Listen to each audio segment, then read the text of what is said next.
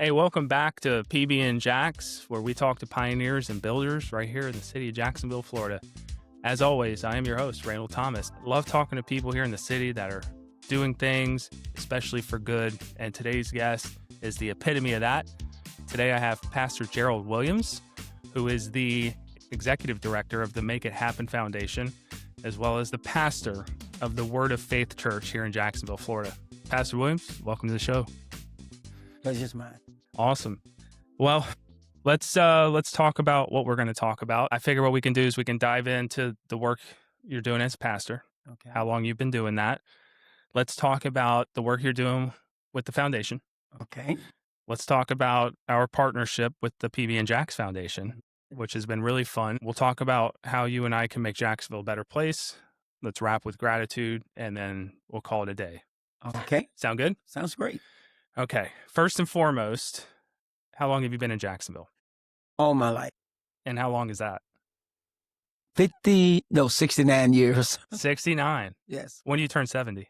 July 18th. This year. This year. July the 18th. Okay. What are we doing for your birthday? Nothing fancy. I'm not a fancy person. Whatever my wife does, it's fine with me. If she just cook, it's fine. If we just watch television, fine. Nothing special. Okay. You're a youthful 70. Well, I try to take care of myself, like eating right, try to exercise as much as possible, try to alleviate as much stress as I can, with the different positions and things that God give me to do or have me to do. It can be stressful sometimes. Yeah. Well, you look great, man. Well, thank you. Yeah. And as always, you're dressed well. I was going to introduce you. I was going to say the man, the myth, the Seminole. Oh, my goodness. Oh, my goodness. I saw this orange and blue in here. So I guess, the truth is all around us. It is. Yeah. It wasn't my choice, but I understand it. All I'm saying is I have pictures of you in garnet. So. You shouldn't say that because there are gators watching you. And you would have to also tell them why I wrote a gun. We're going to get to that. Okay. We're going to get to that. All right. So you've been in Jacksonville your whole life. How long have you been a pastor? I've been a pastor here since 1994. So that's been quite a while. I started out with an outreach ministry on the corner of 22nd and Murder Avenue. Eventually, we left from there and moved into the facilities we're in now, which is at 1455 Wakemore Street on the east side of town off of Buckman. So we've been there since 2000. So 26 years. Wow.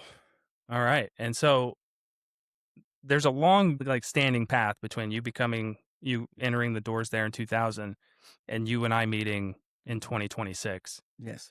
So the journey, talk about how the church has grown over the last 26 years and the involvement the church has had in the local community. Well, it's pretty much like a lot of churches today. Pretty much church now is pretty much unstable. And what I mean by unstable is the communities are unstable. It's the ones that you serve in the communities, because it depends on the location you're in. If you're in more of a low income community, which is where we are, there's a lot of challenges that goes on in those communities.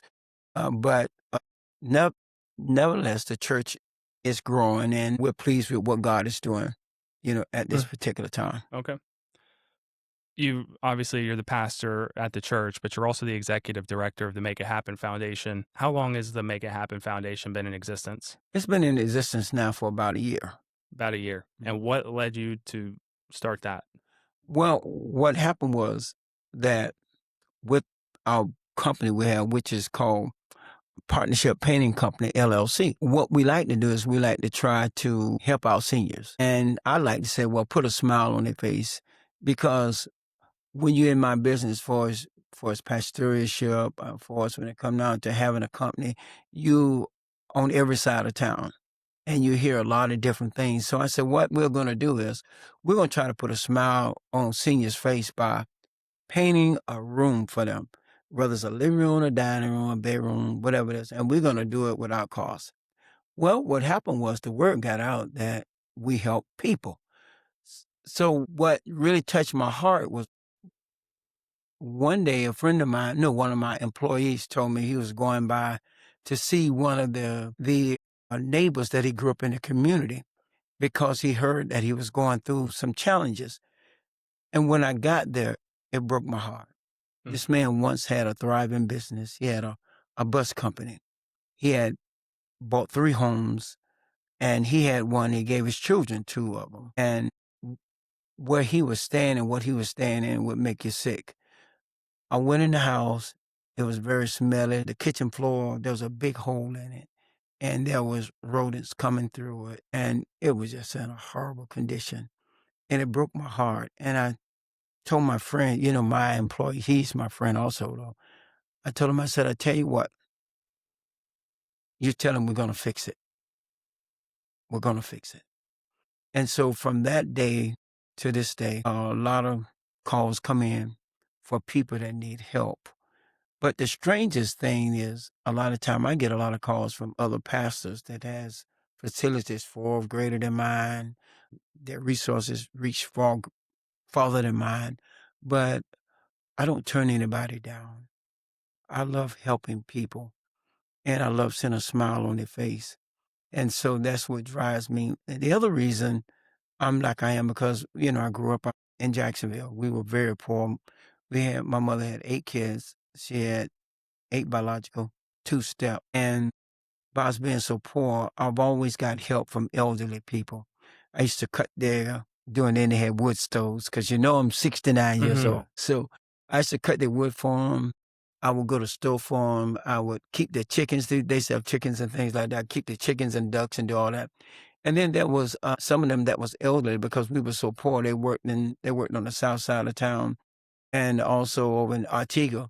And they would get clothes and they would bring them and give them to me. So I always had a special place in my heart for those that was older because they always supported me and they helped me. I used to work for them, and one lady, all she cooked was chicken. She had baked chicken, broiled chicken, fried chicken, stewed chicken, and she would always give me chicken. One neighbor, I would come over and help her with her chicken and do work for her, and she would give me stale, but we were poor. She would give me stale cake, but they was always nice to me, and they always treated me good. And then there was some that I used to keep the children for, and I would go to store for them. And one day, I asked one of the ladies when I got much older, and they were all very proud of me because of, how God blessed me to turn out, you know, when I graduated from school, I won about everything in school to be won.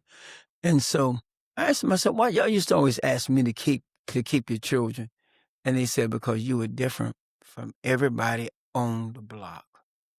You were different. And so I was speechless. I didn't know. I thought I was like everybody else. I shot marbles. I played in the street. I swimmed in the ditches and did everything everybody else do. But they said there was something different about me. Yeah. But since you started the foundation a year ago and you don't say no, No, never. how many individuals have you come across in the last year and supported in helping them get some of the repairs they need to live a better life than what they're accustomed to?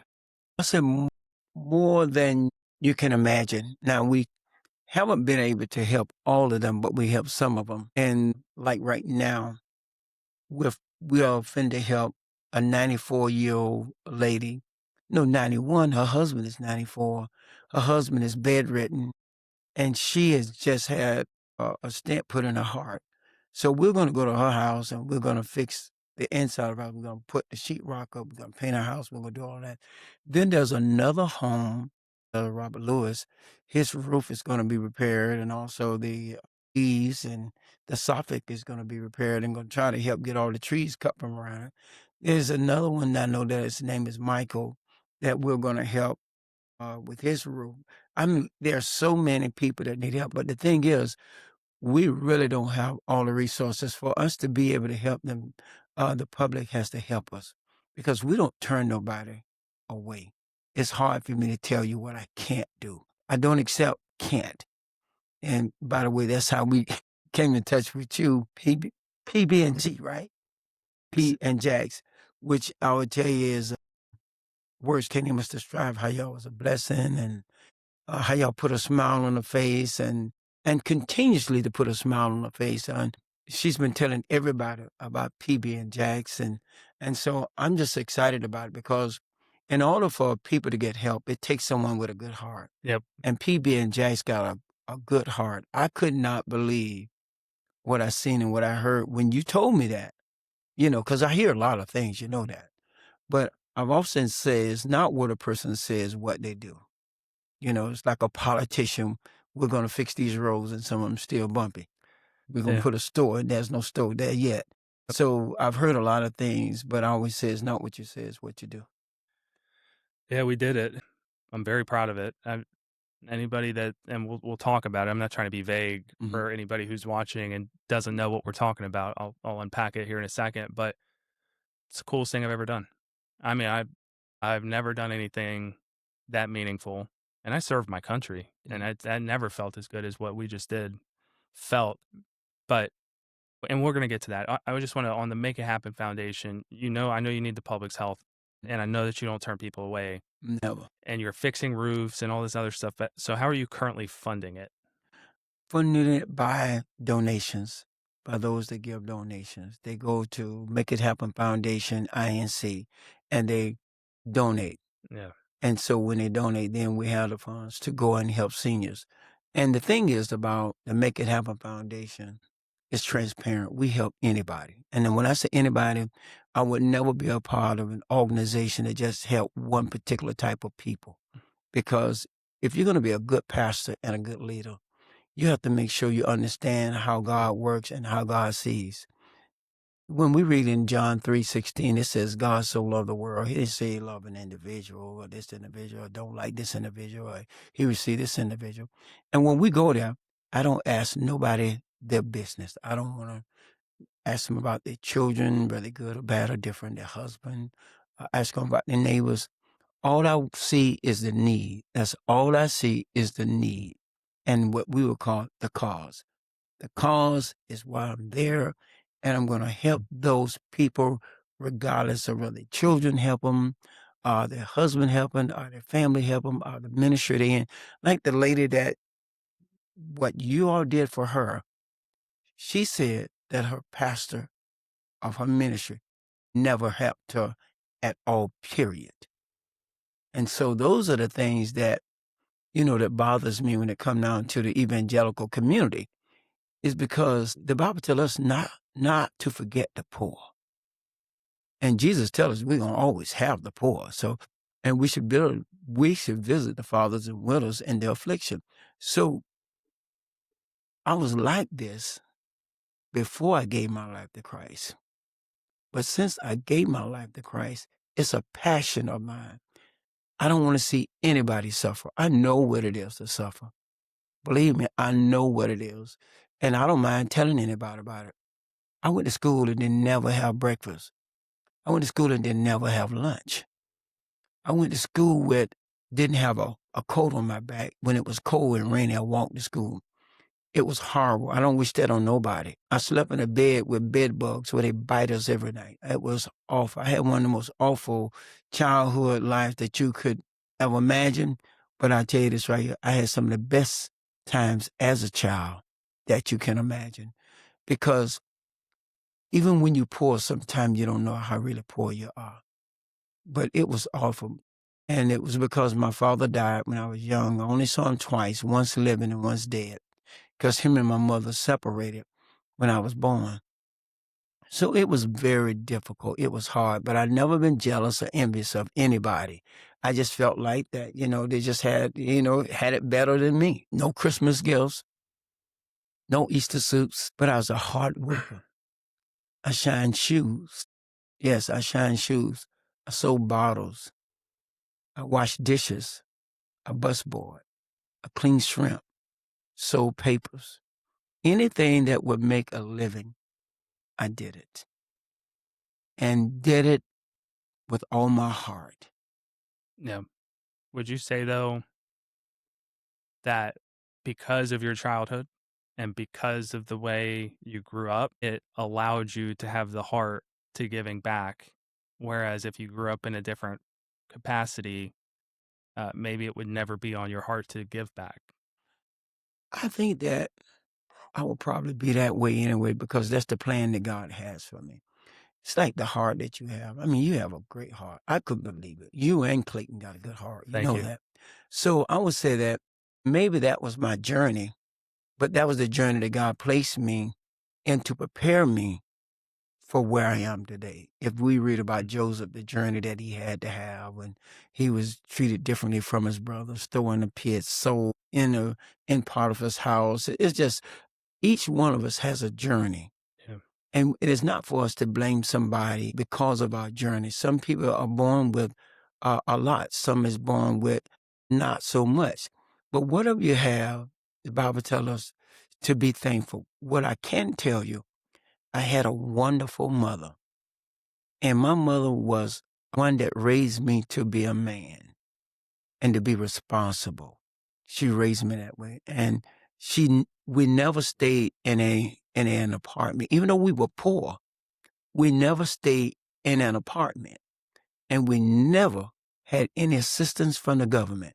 And she always said, if she can't give it to us, we don't need it. And she would never let us beg. That's why I had to work.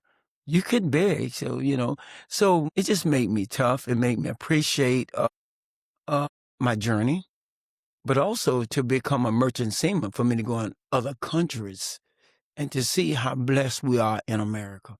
And I worked for the school board for 33 and a half years to see the food that we throw away. And if you leave the United States and you was in the military, you see the food that we throw away and what that food could do for those that really need it. I've seen that for the school board. They throw away all their food. And those other countries, I've seen them when we would get off the ship, they be telling American rich, gimme, gimme. I've seen them when they, got their young kids and women prostituting their bodies to take care of their families. I've seen where there's 10 or 8 people staying in one room. I've seen a lot of things. And I'm going to tell you something. It makes you proud. Don't let nobody fool you.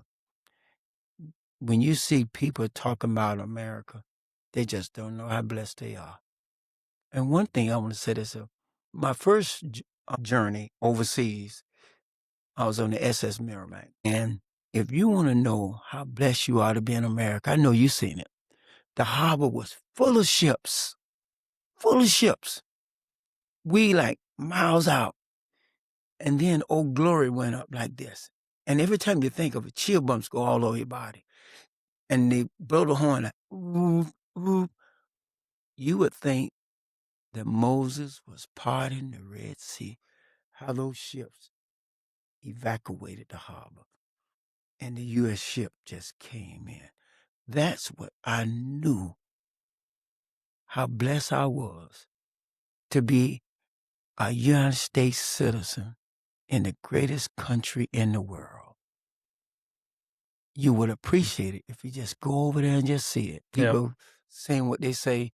And we're one of the most giving countries. Like you giving, I'm giving. But we couldn't give if we didn't have.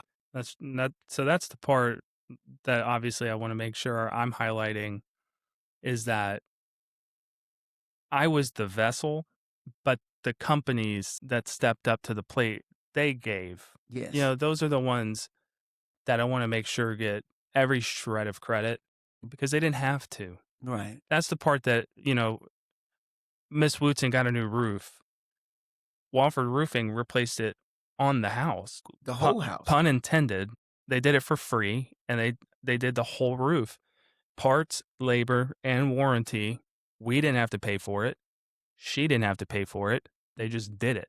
And so all the credit to them. And I'm going to pivot into that here in just a second. I just want to, I know how I found you, but how did you find me? Well, there's my sister in Christ, name is Robin, which is a very sweet, loving, kind lady, and her husband. And they work so good as a team. And Miss Robin heard about a lot of things that God blessed me to do.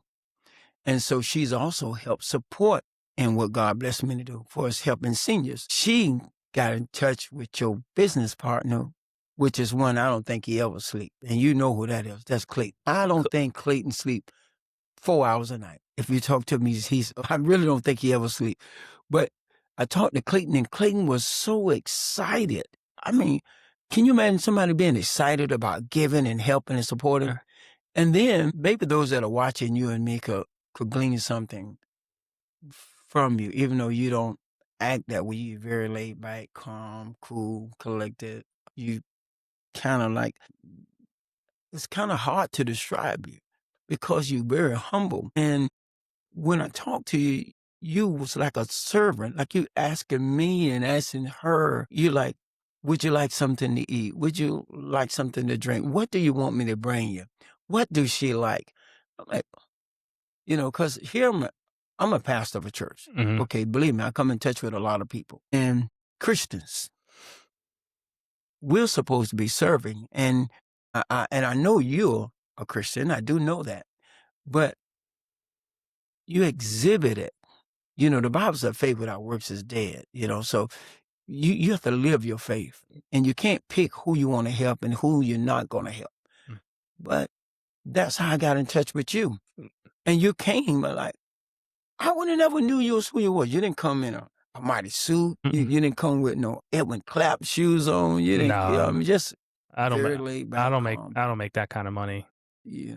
Yeah. So I don't think you and I have ever had a chance to sit down and talk about like why or how or anything. But, I created this podcast a little over a year and a half ago. And, I talk to these small business owners and we try to get them some exposure.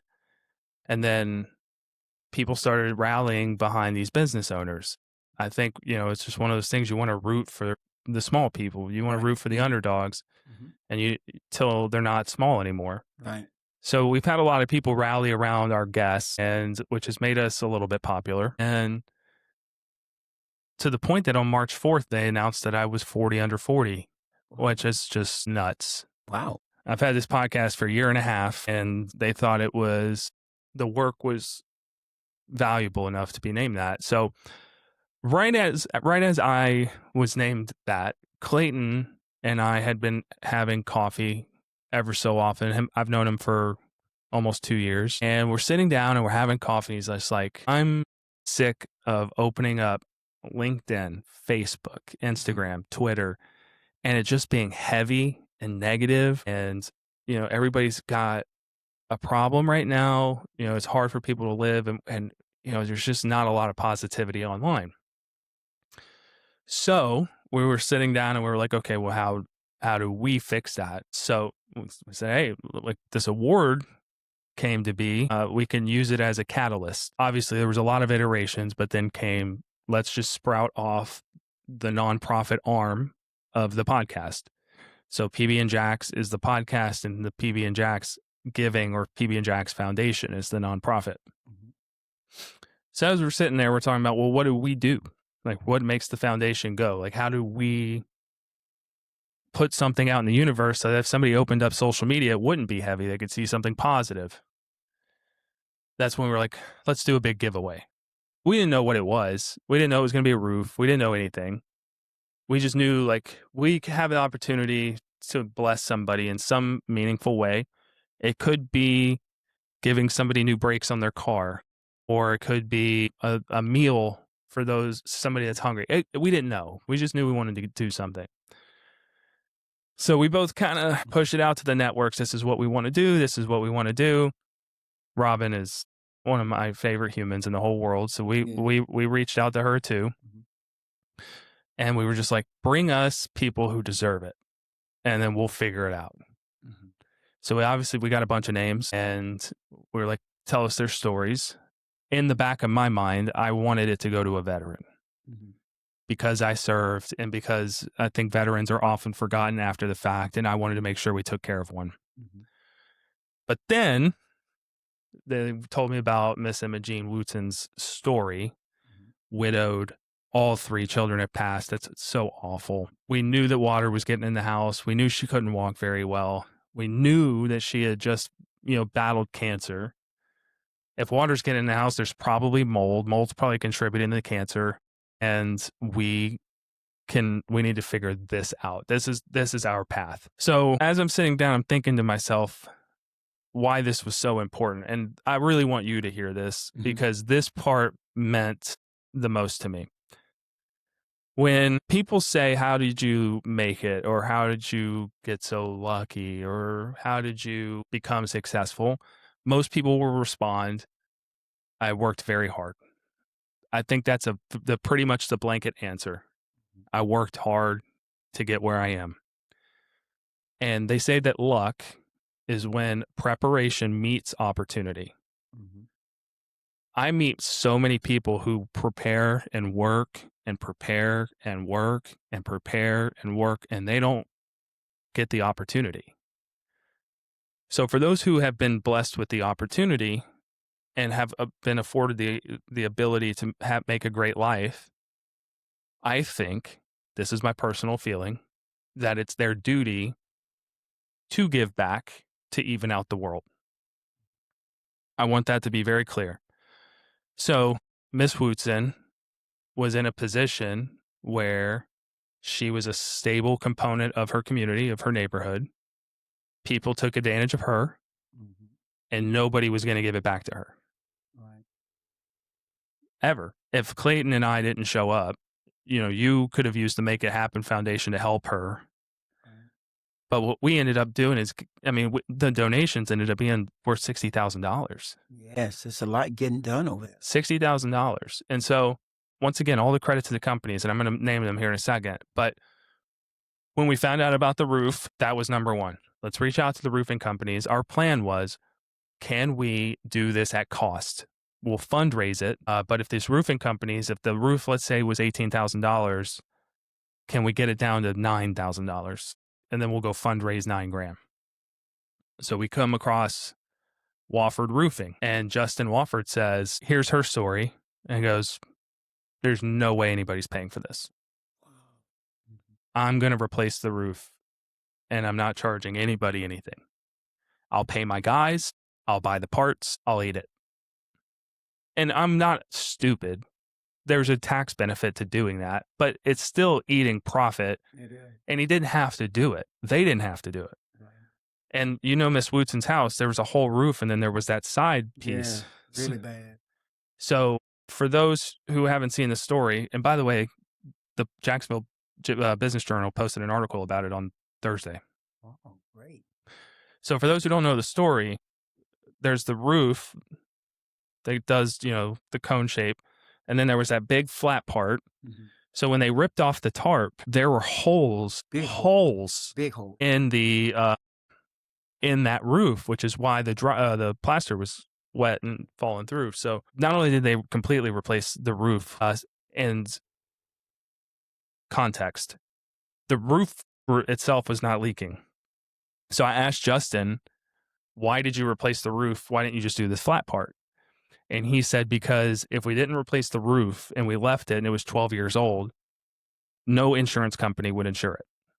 So he said, I had an obligation to replace the roof as well so that we can insure the home. Another amazing thing on his part. Mm-hmm. So they not only did their normal job of roofing, but they went in and completely re-wooded that flat area, re-tarped it. They completely redid that thing. She will never get wet again unless she wants to bring the water in the house. Yeah, she was excited. She said she was about to cry. She said this is the first time in years that she can actually say that she's not getting water in her house. She says she don't even know how to act in her home right now. She's telling everybody about it, and I've had an opportunity to meet several of her family members. But, because she didn't think this would happen to her. I wish you could have seen her when I first met her. She was crying. She was depressed. She didn't want to live anymore. She was going through because her grandson was not, responding the way she would, well, you would have thought a grandson will respond to his grandmother. And so she was going through things with him. She had to have him evicted out of her house, and she had lost hope. And I told her, I said, you're going to get a roof. I didn't know how we was going to get a roof. I did not know. I did not know, but I did know this. I was not going to quit or give up until she got a roof. Whatever it would take, I was going to work hard or try to find a way to try to get somebody to donate, or maybe people that give donation would give enough for us to be able to help her get that roof. I didn't know that I was going to come in contact with you and Clayton. I did not know that. I just believed by faith that we was going to help her. And the thing is, there's so many like that, and especially on the north side of town. People just don't know. When I see what's going on in the city, and I see those that being left behind, it breaks my heart, because in those communities, I grew up in those communities, right? I seen them before things change. I don't want to beat down the city and say this and that, but there's a lot that can be done in the community. It's a lot that happens. So I'm not going to say anything negative. I just think we could do a lot better, than what we're doing when it comes down to our elderly, because none of us would have what we have if they weren't the pioneers to go do the hard work. Oh, I agree. That was done in order for us to have what we have today. I'm very appreciative of our elders, because let's say, for instance, the streets. Well, they used to dig the streets with a shovel. They did the hard work. And so you look at computers now.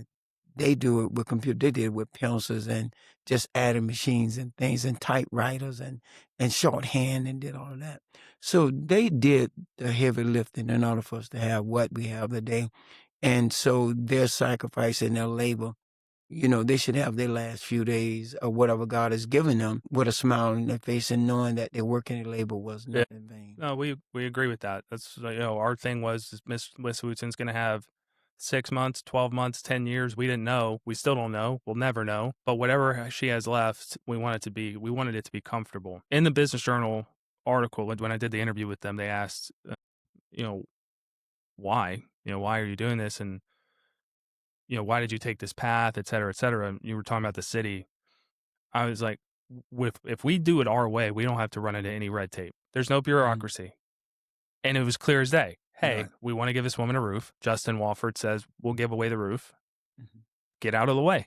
And then he puts in the roof. Now she has a brand new roof. The roof's in. It's installed. So, if she would have ran that through a nonprofit program or a city initiative or something like that, I mean, she'd still be getting water in the house. Yeah.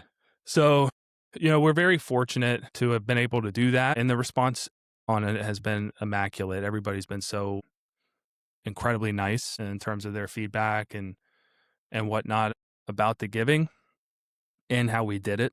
We unfortunately we had to lie to her for a couple of weeks, but it was worth it, man. Like, have you seen the pictures of her at the event? Like, oh man, they was loving on her. She could not believe how nice and how kind that everyone was. I mean, and the young lady that given her the oil for her stove, she loved on her so much, and she sat down and laid on the floor and just talked to her and encouraged her, hugged her, kissed her. It was just, that's my girlfriend. You got to go. I know it. You don't have to tell me. I'm very well aware. So, but the way let's say the way everyone was, they was receptive, and like they were just waiting on her, helping her, supporting her. She told so many people about that. And I think that that's the way it used to be when I was a kid, even though we were poor, but there were some good people. There were some good hearts. And I understand why people are like they are some ways today, because wherever they're saying they're putting their money at, they find out that later on somebody is misappropriating the money, spending it and doing something different. But I would say not everybody's that way. Make It Happen Foundation, it started, really, actually, I have a friend of mine, and which you'll meet him at the event. His name is Michael. He's an entrepreneur, smart, bright, intelligent. He's had a company in Jacksonville before he moved to Orlando. He's an architect. He builds ships. He's property managing other companies and businesses. He's just a go-getter. And so I got to know him, and by someone recommending me to him because I have a painting company. And he would always say to me, make it happen. He wouldn't stand over you. He wouldn't, he had so much confidence in me. And I mean, he'll give me the biggest jobs it is. And he would say, make it happen.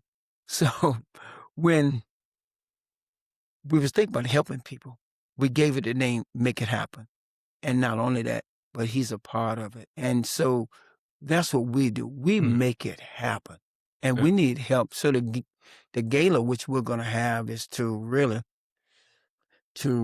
raise funds so we can do some more work to help some other seniors. And there's some that's going through some things even worse than Ms. Wootson. Yeah. So, but we need that help and support for those that want to give a donation and help us with it. Well, here's the thing too. Obviously, we do want to drive the donations for that. But now that we've done the Miss Wootson project, we're actively engaging community partners to see if anybody else wants to step up to the plate and do something similar.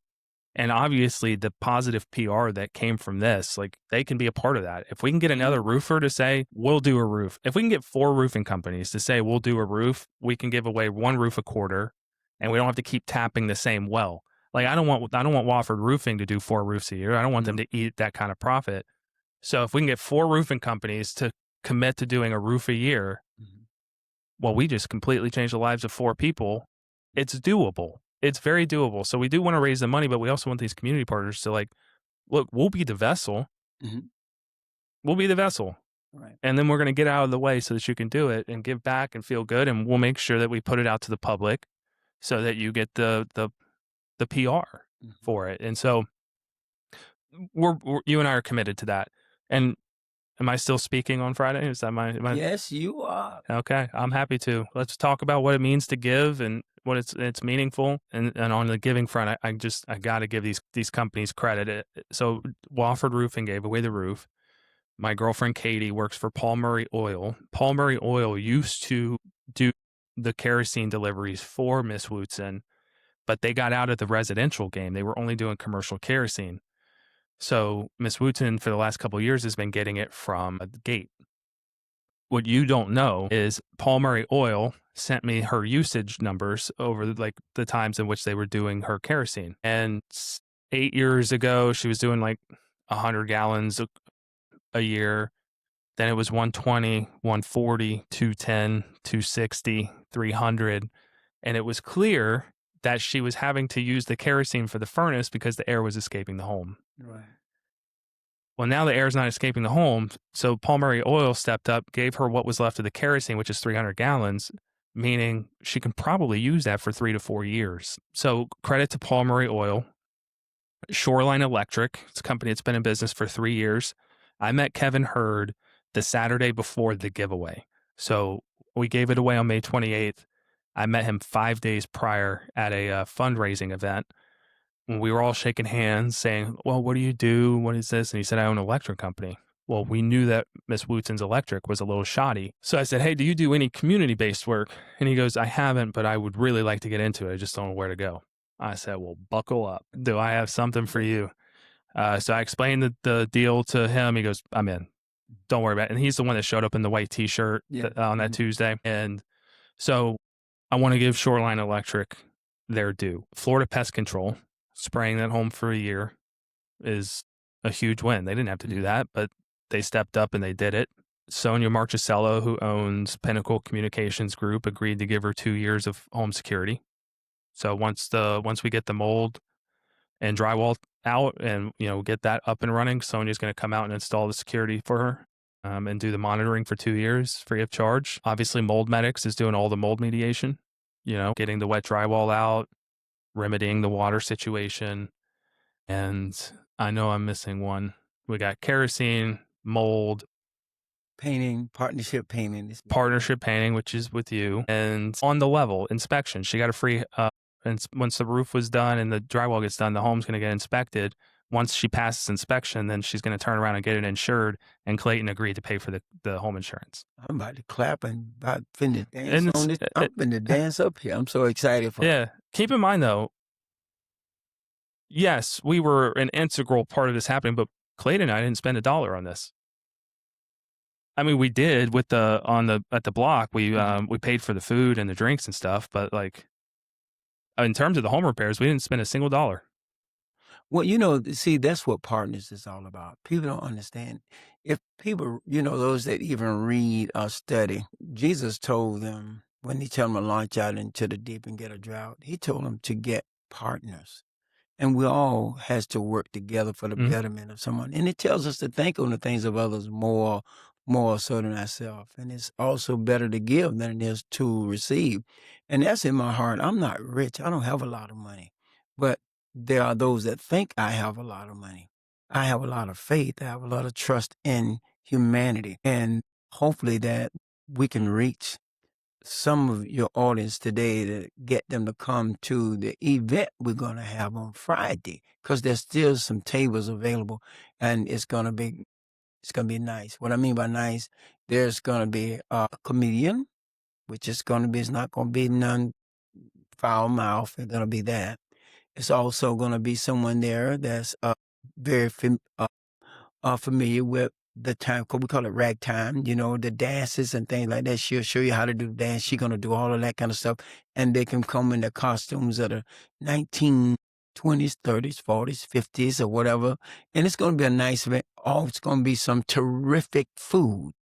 And it's also going to be beverages. It's going to be all sorts of beverages for those that like certain beverages. There's somebody there for that. And those that like water and coffee like me, there's things for that. So it's going to be a nice event. It's really a nice event, especially for someone that's got a friend that they want to go out and have a nice time. And it's going to be at UNF. It's going to be at UNF on Friday. And they can find out all, get all the information on the Make It Happen Foundation and register. And we'll look forward to seeing them there. Very much so. And obviously I'll be there. They can look forward to me speaking. Yes. And they'll look forward to seeing me. I'm going to shake their hands, and hopefully we can get some more partners too, because there's people calling me every week, because the pastors in the city are telling their members to call me, and I'm not going to turn them down. I like to say the Bible tells us, says to them that believe, all things are possible. To them that believe, and that's me. I believe all things are possible. We're too quick to say it can't be done. And you know, I don't believe there's nothing that we can't do it when we have the mind to work. When we put our mind to doing something, that's what makes America great. People don't understand this. What makes America great is when they put their mind to do something, they do it. Let's say, for instance, the Titanic. Someone says, I'm going down there. I'm going to see it. I'm going to know what's going on down there. They got it done. They went, can you imagine? In over 11 miles of water, someone going all the way down 11 miles of water and found the Titanic and seen what was going on down there because they put their mind to it. You look at what's going on. Some agree with him, don't agree with him, but he has a mind to do certain things. Elon Musk. Yep. You know, he does things that others want to do.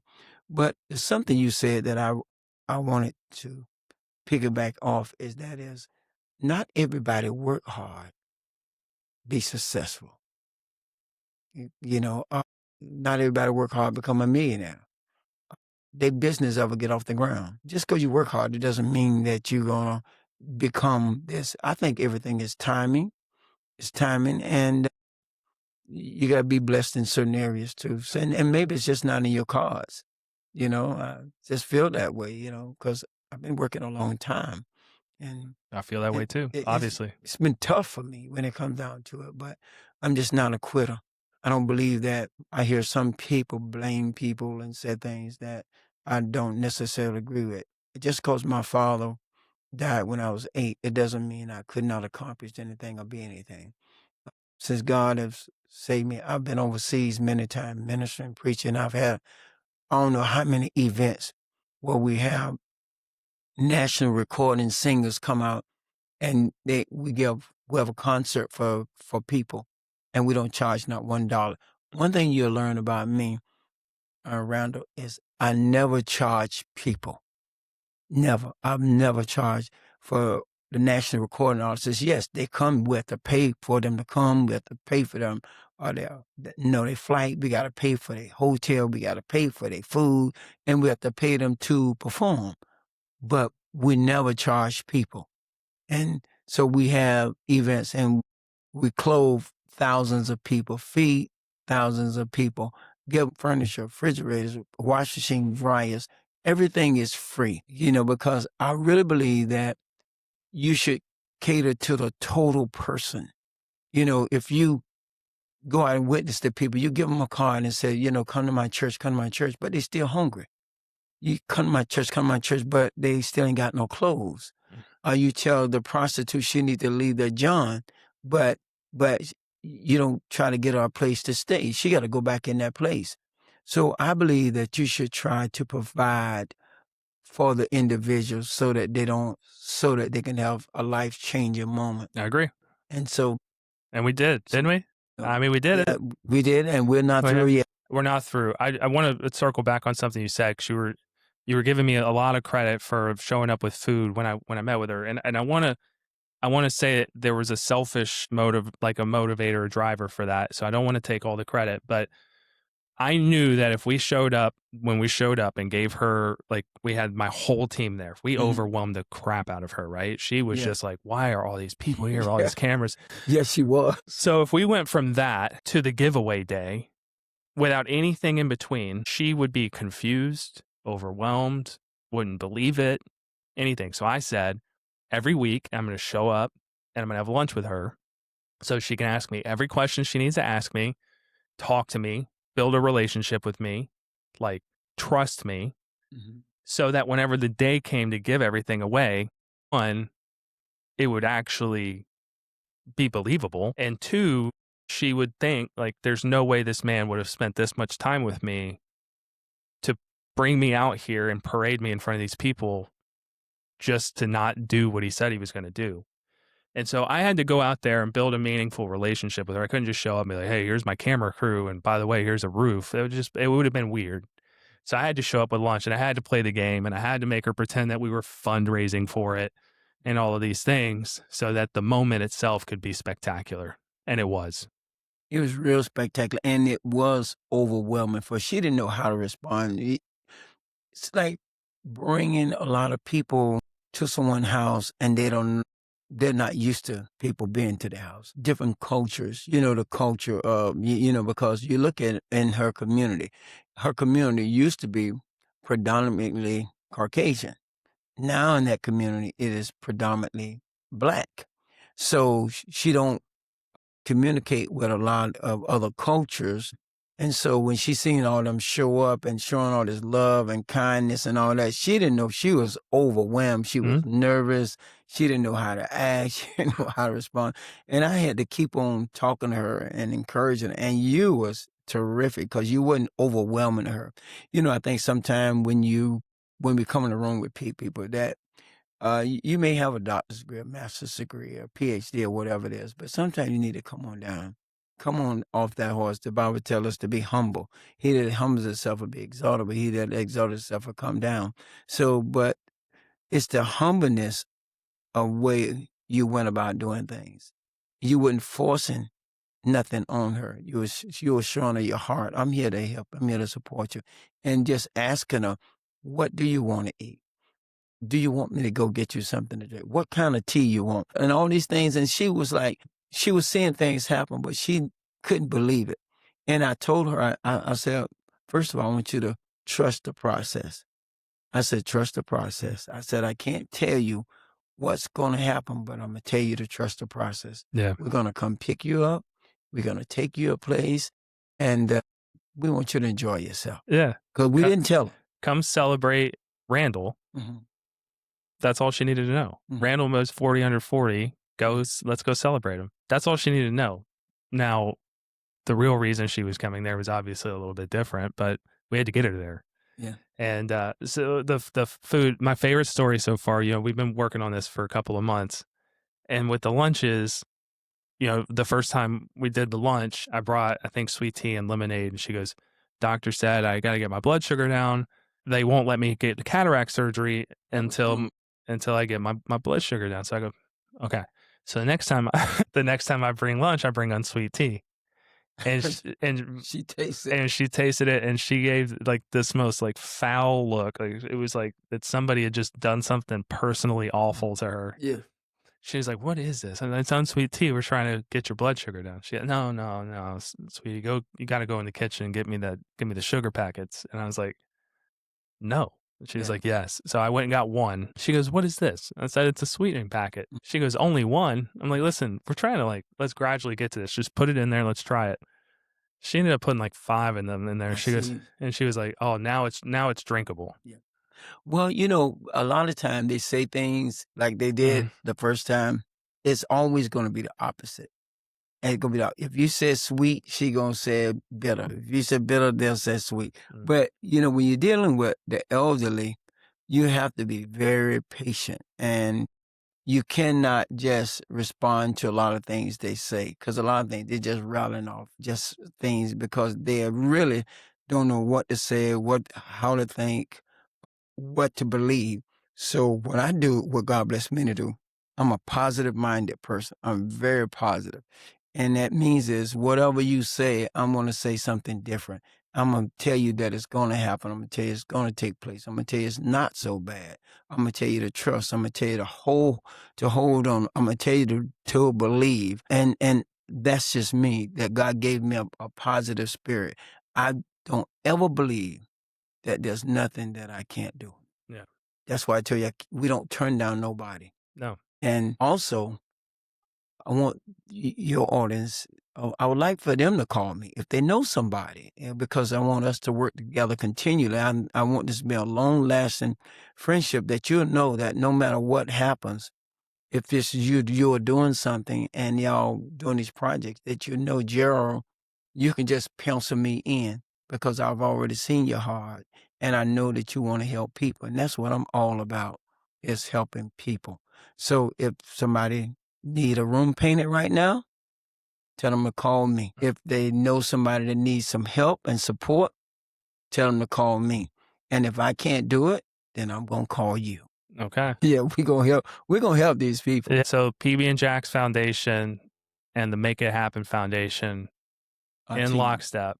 That's right. And we're just gonna bless this community left and right. We're not gonna wait on anybody to do it either. No, we're not. And we want them to know it's no games, it's no gimmicks, you know, when it comes down to it. A lot of time, people always think there's a game and a gimmick. Remember, she thought there's a game and a gimmick. And we had to assure her there's no game and there's no gimmick. Yeah. She thought that maybe she was going to be signing away her property or her house and all this.